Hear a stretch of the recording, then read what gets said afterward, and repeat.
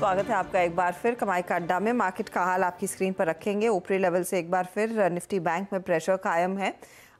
Nifty सुबह से ही उसी स्तर के आसपास 24,700-800 के बीच मंडरा रहा है।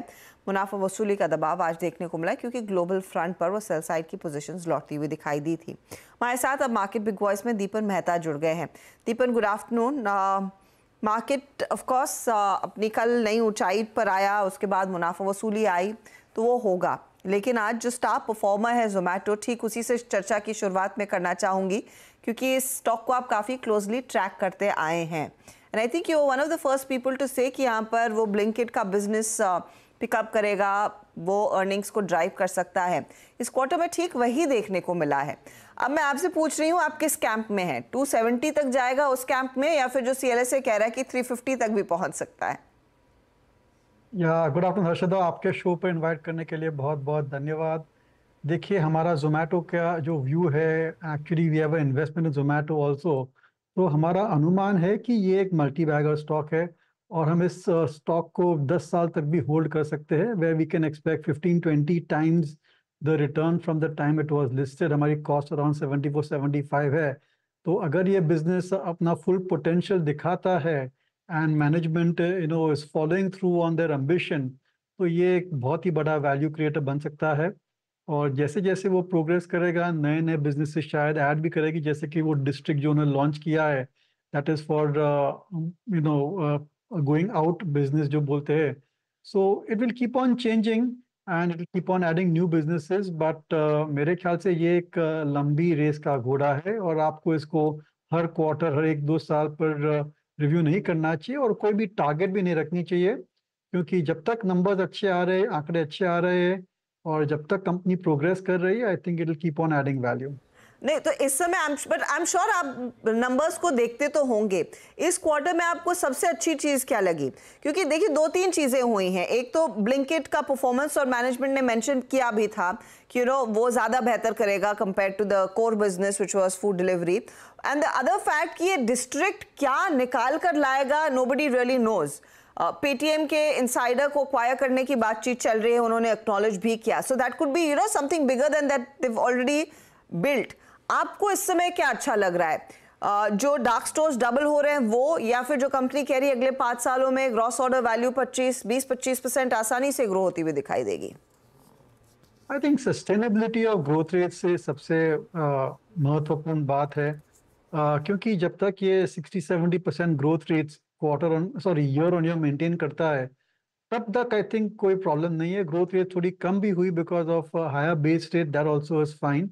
But the most important thing और सबसे इंटरेस्टिंग बात is of course the top line growth, क्योंकि जैसे जैसे टॉप लाइन ग्रोथ बढ़ेगी, lot of the profits will start to flow to the bottom line. उनकी जो operating profit margins है, that can expand multi-fold, और return on investment है which is negative just now can start going into positive territory. So ये जो growth rates है उस पर आपको नजर रखनी चाहिए. They need to grow at minimum 50% plus for several years, if I would say. If our expectation और हमारा अनुमान और हमारा जो expectation about the potential of the growth is correct, this company should be able to grow in the 50% range for many years, at least 2-3 years, maybe 5 years also. Okay, खैर ये जोमेटो पे बात हो गई। मीनवाइल अगर आप निफ्टी को देखें तो क्रैक होके अब 24,710, दैट मीन सब 10 डेमा की ट्रैजेक्टरी को 747 को क्लियरली सरेंडर कर दिया है। निफ्टी बैंक मोरलेस वहीं पर ही है, मतलब 50-60 पॉइंट के अंतर आया हुआ, लेकिन निफ्टी ने क्लियरली 10 डेमा की ट्रैजेक्टरी को सरेंडर कर दिया है। दीपन, आज नमस्कार, वीरेंद्र बोल रहा हूँ। आज से एक दिन पहले हमने ऑल टाइम हाई क्रिएट किया, बट सडनली आई थिंक जिन फोर्सेस को हम आज आई थिंक फील कर रहे हैं, देख रहे हैं, और जिनका इम्पैक्ट है उसमें यूएस मार्केट का क्रैक एंड स्पेशली जो जापान में रेट हाइक हुआ है 1.5 दशक के बाद, एग्जैक्टली इसका लिक्विडिटी फ्लो पे इम्पैक्ट क्या पड़ेगा, कैसे रीड कर रहे हैं, और क्या ये इशू अभी कुछ समय परेशान करेगा हमको क्या? देखिए, ये बड़े बड़े मैक्रो क्वेश्चन है जिसका कोई सही आंसर है नहीं। ऑल आई कैन से इसकी मार्केट कितना बढ़ गया है उसकी वजन के हिसाब से ही करेक्शन आ सकती है। कितने महीनों से करेक्शन ही नहीं आई है। Even on adverse news the market is absorbing the adverse news on going ahead, जैसे कि इलेक्शन रिजल्ट डे और फिर बजट डे ऑल्सो। तो It's a technical of the market are important, so any point of time a correction can come.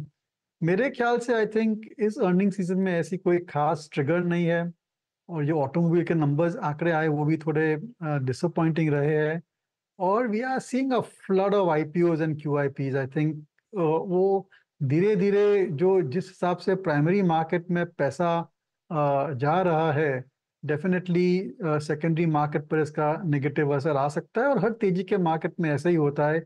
जैसे हमने देखा था पिछली तेजी में, विच वॉज फ्रॉम 2004 2007, वो रिलायंस पावर का जो आईपीओ आया था वहां पर टॉप बन गया था। I am not saying that we have created a top in this market, but जैसे जैसे मार्केट बढ़ता है, more and more companies are coming with IPOs. And अगर आप हफ्ते में 2-3 हज़ार करोड़ आईपीओ आ रहे थे, अब आईपीओ और क्यूआईपी मिला के 20 हज़ार करोड़ भी आ सकते हैं। और इतनी ज्यादा फ्लोज नहीं है when you add SIP and mutual fund inflows. और अगर एफआई की सेलिंग आ जाती जैसे आज हमने देखा, तो इमीडिएटली जो लिक्विडिटी की जो बेनिफिट है, लिक्विडिटी का जो एडवांटेज है, उसका जो फोर्स है, वो कम हो सकता है। और दूसरी बात ये भी है कि जैसे मार्केट बढ़ता है, it requires more and more liquidity at higher and higher level, because valuations and actual values also have gone up. So I think it is जो करेक्शन हम देख रहे हैं, वेदर इट गोज डीपर और not, only time will tell. But I always having keeping a cautious view on the market. तो liquidity अगर turn हो जाती है, उसका सेंटिमेंट पर असर आ सकता है, और साथ में एफआई की सेलिंग आ जाती है, कोई पॉजिटिव ट्रिगर भी नहीं रहता है, then you could have a serious correction. By serious correction, I mean 10-15% correction from the top of 25,000 Nifty. But दीपन, ये एक बार जरा डॉक्टर साहब एचडीएफसी बैंक का चार्ट लेके आइए। डे हाई 1666 पे ट्रेड कर रहे हैं। ये थोड़ा स्टेबल है, आज डे हाई पर है। ये एचडीएफसी बैंक जो कि निफ्टी बैंक की अगर मैं पैरेलली अलाइन करूँ दीपन जी, तो शायद से सबसे बड़ा अंडर परफॉर्मर रहा लार्ज कैप प्राइवेट बैंक्स में। बट एट 1660 क्या ये सेटल डाउन हो रहा है? क्या इस बात की गुंजाइश लग रही है आपको for a long term prospective, ये प्राइस 1660? देखिए, प्रॉब्लम ये है कि सबके पोर्टफोलियो में HDFC bank. So it is, we are all remaining हाँ। invested in HDFC Bank. It has been a great value creator, लेकिन stock has gone nowhere।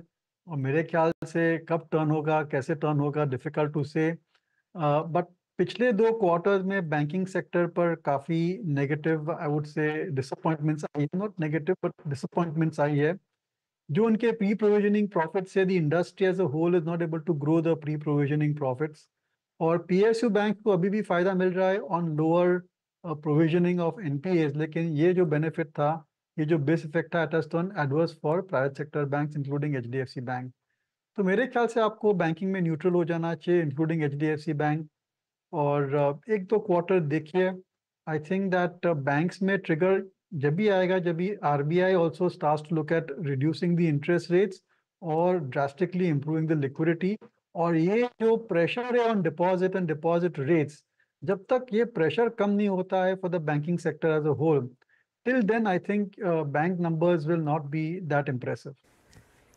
Okay तो ये इनफैक्ट निफ्टी बैंक पर एक व्यू। दीपन, मैं आपकी राय ऑटो पर लेना चाहूँगी, और स्पेशली टाटा मोटर्स के नंबर्स में एब्सोल्युटली कोई प्रॉब्लम नहीं है। Q1 बहुत स्ट्रॉन्ग था, लेकिन द वेरी फैक्ट की कंपनी कहती है कि डिमांड एनवायरनमेंट थोड़ा सा कॉशियस है, फेस्टिव सीजन के बाद ही डिमांड बढ़ेगी, ईवी सेल सेकेंड हाफ में ही बढ़ती हुई दिखाई देगी।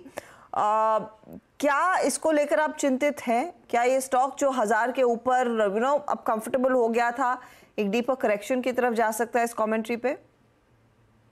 Yeah, Harshita, I think entire auto industry can go in for a correction. It may underperform for a few months, maybe 2-3 quarters also. But ये long-term growth story है, और I'm not, if you're a long-term investor, then I would prefer to remain invested. लेकिन Tata Motors से बढ़िया लग रहा है I think M&M and Maruti, क्योंकि टाटा मोटर्स की जो सबसे बड़ी इंजन है दैट इज जीएलआर। और जीएलआर इतना कॉम्प्लिकेटेड बिजनेस है, इतनी कॉम्प्लिकेटेड कंपनी है, and there are so many moving parts कि यहाँ पर कभी भी डिसअपॉइंटमेंट आ सकता है। और valuations have become very rich when it comes to Tata Motors. यानी हमने पिछले ही सुना था कि that's values gone up beyond General Motors also. And उसका मेन एडवांटेज ये है कि जीएलआर जो ओवरसीज बिजनेस है, if it was listed outside of India, its P multiple would be 6-7 times or so. but because it is listed in India, it is having a P multiple which is 3 or 4 times the global averages. So I don't think that यहाँ पर इतनी ज़्यादा scope है या play है. Lekin I have been proven wrong in Tata Motors. I was negative on the stock even a few months earlier, and the stock has rallied impressively. But as I said, I think पूरी auto industry पर थोड़ा आपको cautious हो जाना चाहिए. Volumes are certainly coming under pressure, और stock बढ़ रहा है dealers के पास में, discounting बढ़ रही है. So if you brace yourself for 2-3 weak quarters, then perhaps you may remain invested. लेकिन fresh investment तो इस level पर करना नहीं चाहिए. जी हाँ, और आपको बहुत सारी इंस्टाग्राम पे, सोशल मीडिया पे स्लाइड्स मिल जाएंगी कि ऑटो कंपनियां स्पेशली एसयूवी सेगमेंट में कितने कितने डिस्काउंट्स ऑफर कर रही हैं. सब्सटेंशियल डिस्काउंट्स हैं, और दीपन जी की ये बात आई थिंक इस बात को बिल्कुल सही तरीके से बयां करते हैं. But now coming back to I think that again space, वही दीपन जी स्पेस जिस पे हम कुछ देर पहले बात करते थे, जोमेटो पे. हालांकि उस दिन मतलब आपके कन्विक्शन को सलामी देनी पड़ेगी जोमेटो पे, आपका कन्विक्शन अभी भी परसिस्ट करता है.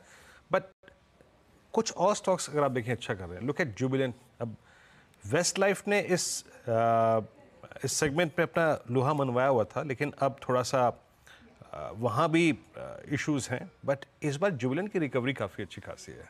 जुबिलेंट पे आपका टेक क्या है इस वक्त दीपन जी? देखिए, on the whole I think जो QSR में देखा है हमने, that is a bit of a stress is there in the entire industry. But ये लॉन्ग टर्म फंडामेंटल्स अच्छे इस पूरे सेक्टर के. Jubilant, Westlife, Devyani, Sapphire, I think उनका जो रनवे फॉर ग्रोथ है वो बहुत ही बढ़िया है. और they are going to penetrate slowly into the tier 2, tier 3 towns, going to go more and more deeper into all the new highways which are getting created. वहाँ पर उनकी outlets होगी in between, at petrol pumps and in between two destinations. So उनकी runway, growth runway बहुत ही बढ़िया है. और gradually Indian tastes भी change हो रहे हैं. They prefer Western food. They are preferring quick, fast food in a clean environment. So there are certainly certain long-term macro positive trends. लेकिन valuations also are pretty rich for this industry. तो मेरे ख्याल से at corrections, all of these companies look quite interesting, be it Jubilant Foodwork. लेकिन हमारी सबसे favorite company, again disclosure, we and our clients are invested, is Devyani Foods. If you look at Devyani compared to all the other QSR, पिछले 3-4 साल में उन्होंने बहुत ही अच्छा progress किया है, and they delivered best in class earnings. उनकी जो growth rates है, उनकी जो strategy है, that also I think is quite impressive. And उनका पूरा का पूरा focus is not only on a single brand, but they have 2-3 brands which they are working with, and there's scope to increase the number of brands also in their plate. अच्छा दीपन जी, possibly आपसे आखिरी प्रश्न है. Price wise chemical में लोग interest दिखा रहे हैं. मतलब इनफैक्ट इस मंच पे भी बात काफ़ी फंड मैनेजर से हमारी हुई. आपने कोई केमिकल स्टॉक लिया था या लिया है अभी? नहीं, देखिए, मैंने पिछले कुछ हफ्तों में या कुछ महीनों में कुछ भी नहीं नया लिया है. एज आई सेड, हमारा व्यू कॉशियस था, तो we are trying to increase our cash levels. लेकिन agro chemicals looks very interesting a space. और हाल ही में आपने डिस्कस किया था इंसेक्ट, धानुका एग्रीटेक, आपके शो पे मैंने सुन रहा था. I think that's a very interesting company. Again, a company which we are tracking very closely, and we may make an investment as a measure of disclosure. तो ये एक बहुत ही बड़े outperformer agrochemical stock है. Even when the season is bad, this company has been able to just about manage its growth rates or keep the momentum going. और aggressive management है, बहुत ही मैंने अच्छे products है which keep on increasing as they tie up with more and more global MNCs. और देखिए, इस बार तो मानसून बहुत ही अच्छा है, और उसकी वजह से कंपनी के प्रोडक्ट्स की डिमांड अच्छी रहेगी. वैल्यूएशंस भी रीजनेबल है. It's been a great value create, it's been a multi bagger. पर मेरे ख्याल से I think there is still some scope for out performance when it comes to Dhanuka agritech.